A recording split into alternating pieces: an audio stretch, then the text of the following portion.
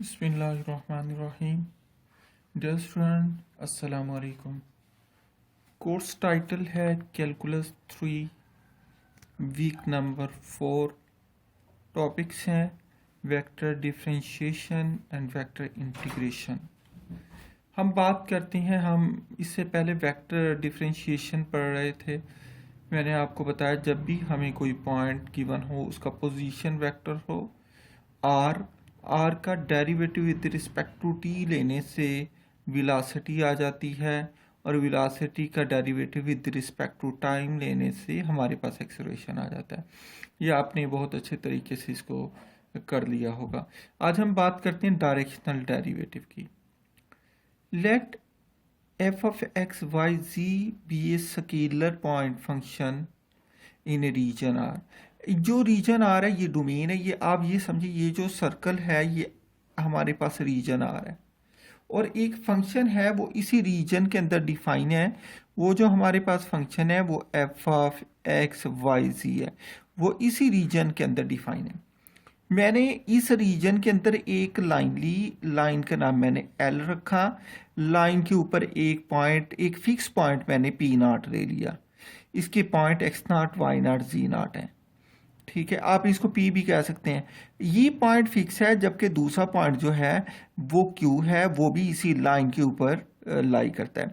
इसके ये जो क्यू है ये फंक्शन है एक्स वाई और जी का।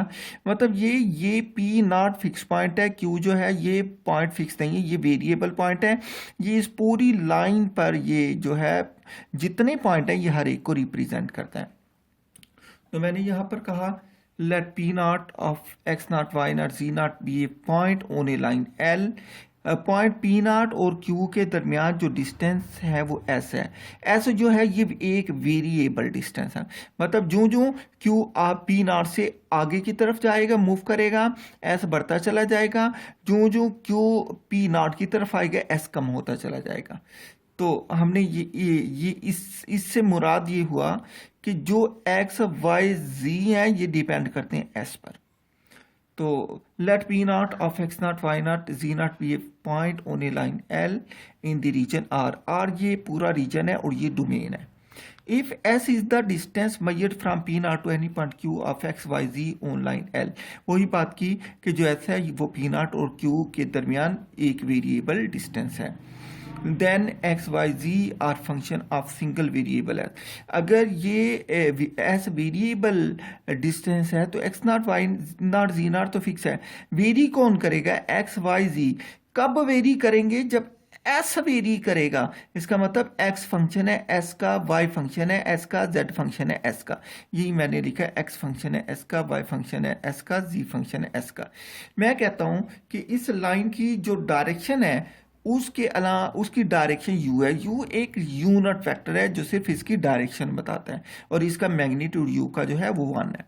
तो यही बात की, suppose you is a unit vector along the line L. तो इसका मतलब ये यूनिट वेक्टर के जो कंपोनेंट होते हैं वो डायरेक्शन रेशियोज कहलाते हैं। यूनिट वेक्टर के जो कंपोनेंट होते हैं वो डायरेक्शन रेशियोज कहलाते हैं।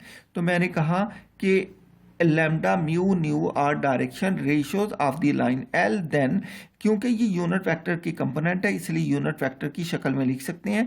ये एक्स कंपोनेंट लैम्डा है, वाई कंपोनेंट म्यू है और जी कंपोनेंट न्यू है। अब पी नॉट से लेकर क्यू तक ये डिस्टेंस किसके बराबर है? ये मैंने पी नॉट क्यू वेक्टर की शक्ल में लिखा। हम जानते हैं वेक्टर किसके बराबर होता है? Magnitude into direction. तो मैंने इसकी मैग्नीट्यूड कितनी है? डिस्टेंस के बराबर। ये ऐसा, ये मैग्नीट्यूड है और ये डायरेक्शन है, लिहाजा मैंने वेक्टर को दो कंपोनेंट में ब्रेक कर दिया, मैग्नीट्यूड इनटू डायरेक्शन। तो मैंने इसको ओरिजिन वेक्टर में चेंज किया, मतलब पोजीशन वेक्टर में।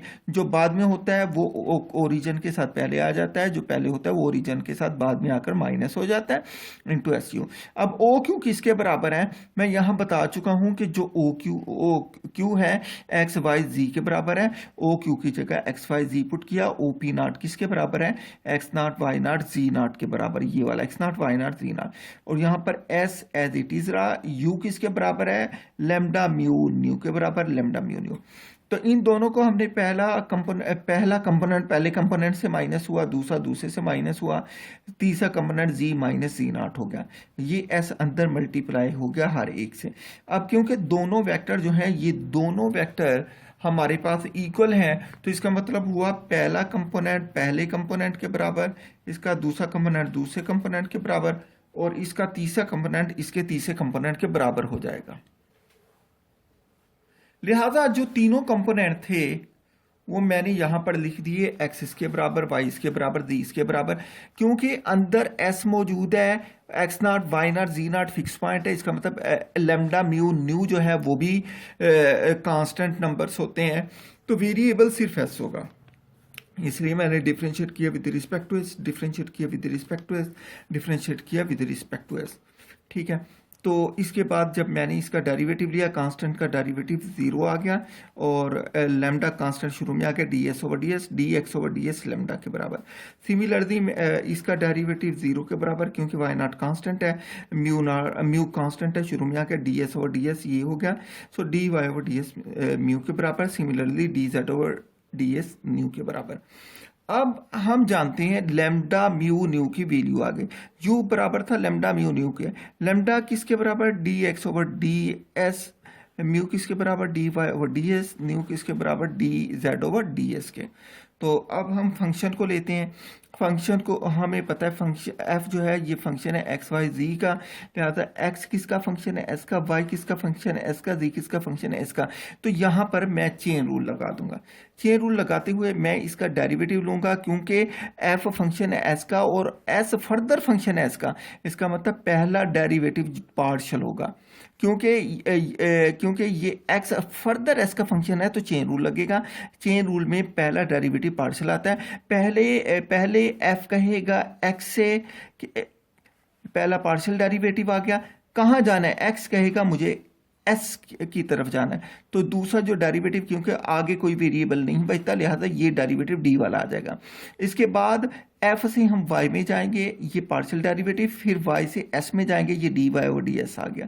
सिमिलरली एफ से हम जी के अंदर गए, ये पार्शियल डेरिवेटिव, फिर जी से जब एस की तरफ आखिरी की तरफ जाएंगे तो वो डी जेड और डी एस वाला, डी वाले डेरिवेटिव आ जाएंगे। हम इसको लिख सकते हैं, क्योंकि ये दो वेक्टर हैं इनफैक्ट, तो मैंने इसको डॉट प्रोडक्ट की फॉर्म में लिखा। पहले जो एफ के कंपोनेंट थे उनको अलग करके आई जे के लगा दिया, जो दूसरे कंपोनेंट थे D x over D S, D Y over D S, D Z over D S, इनको अलग करके आई जे के लगा दिए। ये डॉट प्रोडक्ट है। डॉट प्रोडक्ट को दोबारा आप मल्टीप्लाई करके देखें, दोबारा ऊपर वाले ही आ जाएगा। लिहाजा ऊपर यहाँ पर एफ कॉमन है, लिहाजा तीनों में से मैंने एफ निकाल दी। ये partial over partial x i plus partial over partial y j plus partial over partial z k into F आ गया, ये एज इट इज आ गया। यहाँ पर हम जानते हैं डेल बराबर होता है पार्शियल ओवर पार्शियल एक्स आई partial over partial y j plus partial over partial z के, लिहाजा इसकी जगह पर ये डेल आ गया, एफ वैसे का वैसे, डॉट ये D x over D S, D Y over D S J plus ये किसके बराबर आ गया, ये हम जानते हैं ये सारा यू के बराबर है, तो मैंने इसकी जगह पर मैंने यू लगा दिया।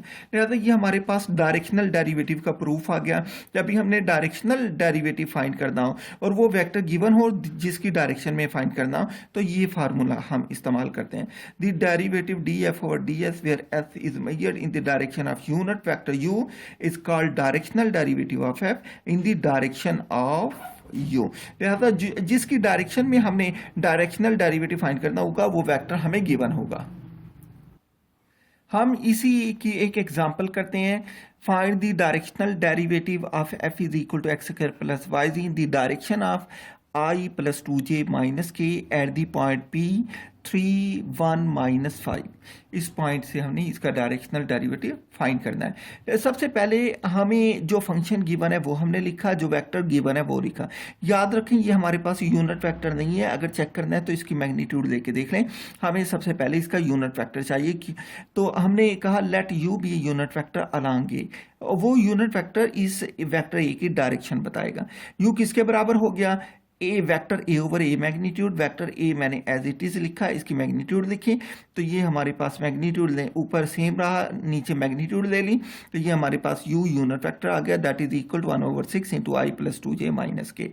अब हम फार्मूला लिखते हैं, directional derivative of F in the direction of A at P, हमारे पास फार्मूला है del F at point P, मतलब डेल एफ फाइंड करेंगे, उसके अंदर पॉइंट पुट कर देंगे जो कि गिवन है, ठीक है, उसका डॉट प्रोडक्ट ले लेंगे यू के साथ। सबसे पहले हम डेल एफ फाइंड करते हैं। हम डेल किसके बराबर होता है, partial over partial x i plus partial over partial y j plus partial over partial z k. इसके बाद मैंने एफ की वैल्यू ये लिखी, एफ किसके बराबर है, एक्स स्क्वायर प्लस वाई जी। यहाँ पर एक्स स्क्वायर प्लस वाई जी ये हर पार्शियल के साथ आ जाएगा, पार्शियल ओवर पार्शियल एक्स के साथ भी आ जाएगा, इंटू आई वैसे का वैसे, plus partial over partial y into x square plus y z j वैसे का वैसे, plus partial over partial z x square plus y z की वैसे का वैसे। जब हम पार्शियल डेरिवेटिव एक्स के लिहाज से लेंगे, बाकी तमाम जो वेरिएबल होंगे वो कांस्टेंट हो जाएंगे, लिहाजा कांस्टेंट का डेरिवेटिव 0 हो गया। इसका डेरिवेटिव लिया एक्स स्क्वायर का, एक्स स्क्वायर का डेरिवेटिव 2x आ गया, y और z कांस्टेंट है। पार्शियल डेरिवेटिव की डेफिनेशन के मुताबिक जिसके लिहाज से हम डेरिवेटिव ले रहे होते हैं सिर्फ वही वेरिएबल होता है, उसके अलावा सारे कांस्टेंट, लिहाजा y z कांस्टेंट था, इसका डेरिवेटिव 0 हो गया, i वैसे का वैसे। प्लस y के लिहाज से लिया, अब एक्स स्क्वायर कांस्टेंट है, इसका डेरिवेटिव 0 हो गया, z शुरू में आ गया, y का डेरिवेटिव y वैसे का वैसे हो गया हमारे पास।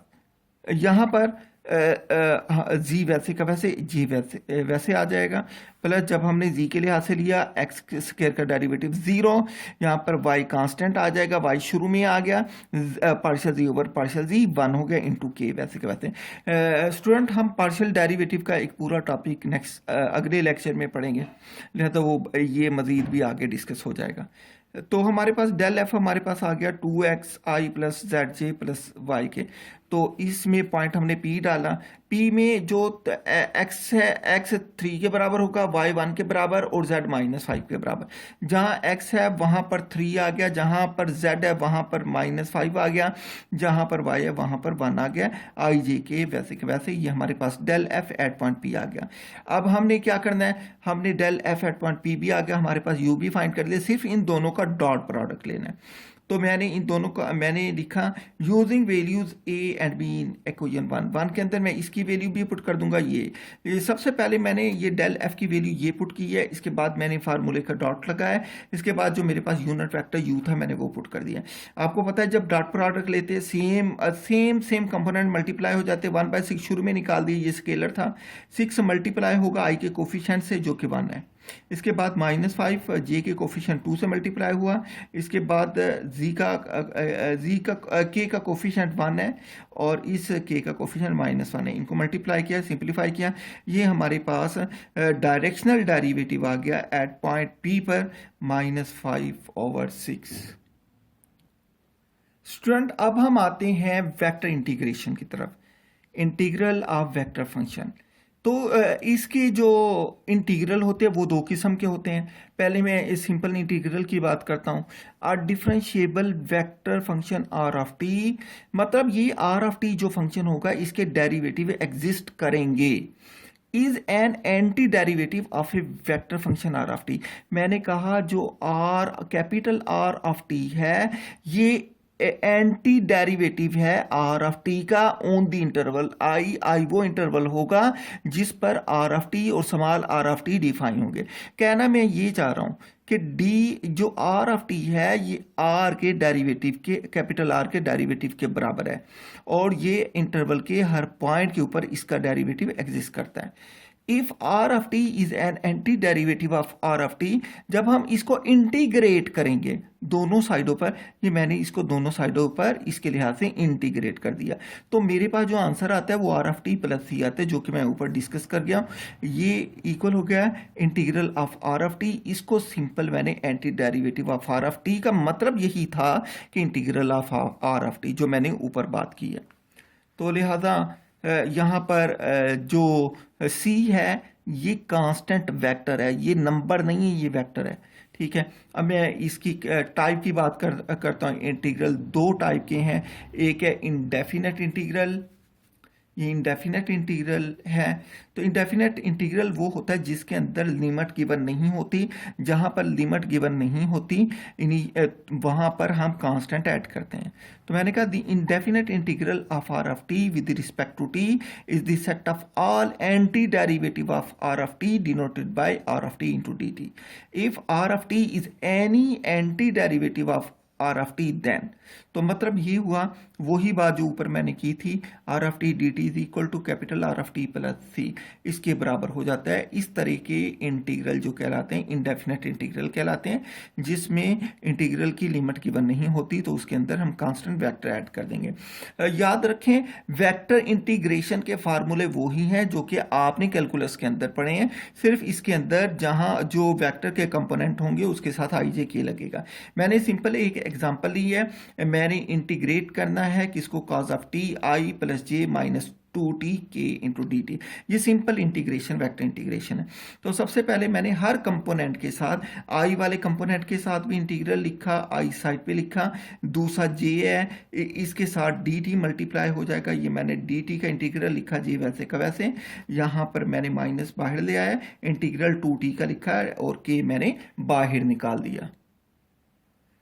तो स्टूडेंट जब हमने पहले कंपोनेंट का लिया तो उसके अंदर पहला कांस्टेंट ऐड हो गया, कास का जो होता है साइन होता है इंटीग्रल प्लस c1, इसके अंदर अलग आ गया आई प्लस हमारे पास डी टी था तो यहाँ टी आ गया, इसके अंदर भी मैंने कांस्टेंट ऑफ इंटीग्रेशन ऐड कर दिया, और जो मेरे पास 2t था उसकी इंटीग्रेशन मेरे पास ये आ गई, ये मैंने 2 अंदर लिख दिया उसका, और t की इंटीग्रेशन t स्क्वायर ओवर 2 है, 2 से 2 कैंसिल हो गया। इसके साथ जो कांस्टेंट ऑफ इंटीग्रेशन आ गया वो c3 हो गया इंटू के हो गया। इसके बाद मैंने क्या किया, मैंने कांस्टेंट को अलग कर दिया है, c1i अलग, c2j अलग, माइनस c3k अलग लिखा, बाकी साइन टी आई प्लस टी साइन टी आई plus T J minus T square की वैसे का वैसे। ये जो मेरे पास वेक्टर था मैंने इसको सिंपली सीखा था, ये मेरे पास कांस्टेंट वेक्टर है, ये हमारे पास वेक्टर इंटीग्रेशन हो गई और इसकी जगह मैंने सी पुट कर दिया। नेक्स्ट है g definite integral, if the component of are of T is equal to f of t I plus g of t j plus h of t k. मैंने इसको आर को वहां मैंने जर्नल लिखा था, यहाँ मैंने कंपोनेंट फॉर्म के अंदर लिख दिया। मैंने कहा यहाँ पर F of T G of T H of T integrable है क्लोज इंटरवल ए बी पर। तो मैंने कहा जो आर ऑफ टी है so is R of T and अगर ये तीनों कंपोनेंट इंटीग्रेबल होंगे तो आर इंटीग्रेबल है, अगर इन तीनों में से कोई एक भी इंटीग्रेबल ना हुआ तो आर इंटीग्रेबल नहीं है। तो मैंने कहा इस केस के अंदर हमें जो गिवन होता है वो हम इस तरीके से इसे इंटीग्रेट करते हैं, क्योंकि क्लोज इंटरवल ए बी था इसलिए मैंने हर एक की लिमिट अप्लाई कर दिया, एफ ऑफ टी ये ए से बी तक इंटू आई, दूसरे कंपोनेंट की इंटीग्रेशन इंटू जे, थर्ड की इंटू। अब इसे मैंने सिंपल इंटीग्रेट किया है, मैंने ये मुझे गिवन था क्वेश्चन, इसे इंटीग्रेट करना था, लिमिट 0 टू पाई गिवन है, पहले मैंने इंटीग्रल को हर एक के साथ अलग अलग लिख दिया। इसके बाद इंटीग्रेट किया, लिमिट अप्लाई करनी है, अभी मैंने लिख दिया आई जे के वैसे का वैसे। इसके बाद ये अपर लिमिट पाई थी, लोअर लिमिट 0 थी, पुट की आई वैसे का वैसे, अपर लिमिट पाई थी, टी की जगह pi, lower limit minus 0 J, minus upper limit इसके पाई थी तो ये क्या हो गया, pi square minus is equal to, ये हमारे पास जो है इसका आंसर आ गया। Fundamental theorem of calculus for continuous vector function, ये मैंने थ्योरम की स्टेटमेंट लिख दी है। जब हमें वेक्टर गिवन हो उसकी लिमिट ए से बी तक हो तो हम उसे लिख सकते हैं capital R of T A to B, ये आर में टी की जगह पहले बी पुट कर देते हैं और ये अपर लिमिट है और बाद में लोअर लिमिट है ये पुट कर देते हैं। यहाँ पर मैंने बता दिया आर जो है कोई भी is any anti derivative of are of T, जो कैपिटल आर फंक्शन है ये एंटी डेरिवेटिव है किसका, आर ऑफ टी का, और इस तरीके से कि इसका जब हम आर ऑफ टी का डेरिवेटिव लेते हैं तो मतलब वो r small are of t आ जाता है। नेक्स्ट एग्जांपल है, a person on a hang glider is spiraling upward due to rapidly rising air on a path having position vector this। एक ग्लाइडर जो होता है हमारे पास बिल्कुल ऐसा जहाज की शक्ल का होता है, ये बाजू का लकड़ी का भी बना हुआ होता है, लेकिन इसके अंदर स्टूडेंट इंजन नहीं होता।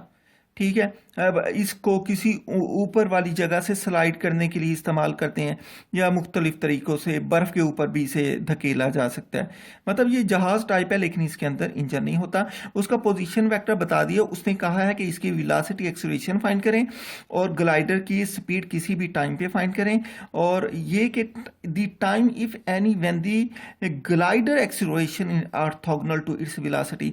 तो उसने कहा टाइम फाइंड करें जब ग्लाइडर की का एक्सीलरेशन और ग्लाइडर की वेलोसिटी परपेंडिकुलर हो जाते हैं, मतलब ऑर्थोगोनल हो जाते हैं।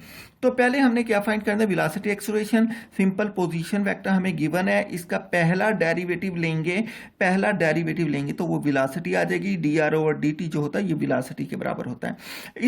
इस वेलोसिटी का एक और डेरिवेटिव ले लें तो मेरे पास एक्सीलरेशन आ जाएगा, dv/dt को हम a से डिनोट करते हैं। ये हमारे पास पहला पार्ट जो है ये हमारे पास सॉल्व हो गया। अब पार्ट नंबर बी की बात करते हैं। पार्ट नंबर बी के अंदर हमने स्पीड फाइंड करनी है। स्पीड क्या होती है, मैंने पहले भी बताया था, स्पीड जो होती है वो वेलोसिटी का मैग्नीट्यूड होता है। लिहाजा वेलोसिटी का जो मैग्नीट्यूड है वो स्पीड के बराबर आ जाता है। वेलोसिटी किसके बराबर है, वेलोसिटी मेरे पास -3 sin T I plus 3 cos T j plus 2t k, इसका मैंने मैग्नीट्यूड ले लिया है। मैग्नीट्यूड स्टूडेंट आपको लेना आता है, तो हमने इसका सिंपल मैग्नीट्यूड लिया, इस सिंप्लीफाई किया, तो ये हमारे पास स्पीड जो आ गई वो 9 plus square root 9 + 4t square आ गई। तो इसके अंदर t जो है t का स्क्वायर है, तो इसका मतलब पॉजिटिव है। t की कोई भी वैल्यू पॉजिटिव हो नेगेटिव हो बढ़ाते चले जाएं, इसकी वेलोसिटी बढ़ती चली जाएगी। अगर आप t कम हो ही नहीं सकता, तो इसका मतलब ग्लाइडर जो है वो मूव कर रहा है faster and faster. Part number 3 था, तो हमने ये फाइंड करना था कि जब वेलोसिटी ग्लाइडर की वेलोसिटी एक्सीलरेशन ऑर्थोगोनल हो जाए तो टाइम कितना होगा। तो मैंने क्या किया, मैंने वेलोसिटी का और एक्सीलरेशन का डॉट प्रोडक्ट ले लिया, क्योंकि वेलोसिटी और हमारे पास v.a इसके बराबर आ गया। क्योंकि v.a परपेंडिकुलर है इसलिए ये 0 के बराबर आ जाएगा। मैंने 0 पुट किया तो टाइम 0 आ गया। तो thus the velocity time acceleration vector is orthogonal to v is when t is equal to 0। मतलब जब t 0 होगा वेलोसिटी और एक्सीलरेशन जो होंगे वो ऑर्थोगोनल हो जाएंगे। स्टूडेंट इससे पहले हमने जो पिछले एग्जाम्पल की है वो डेरिवेटिव के हवाले से थी, ये इंटीग्रेशन के हवाले से। इसमें हमें उसने एक्सीलरेशन बता दिया कि एक्सीलरेशन इसके बराबर है ग्लाइडर का, सेम वही है जो हमने निकाला था, वही है ग्लाइडर, सिर्फ इसमें एक्सीलरेशन दे दिया। उसने कहा is the acceleration of the glider and glider initially departed from the point 300। मतलब जब ग्लाइडर मूव करना शुरू हुआ था तो उसकी पोजीशन 300 थी।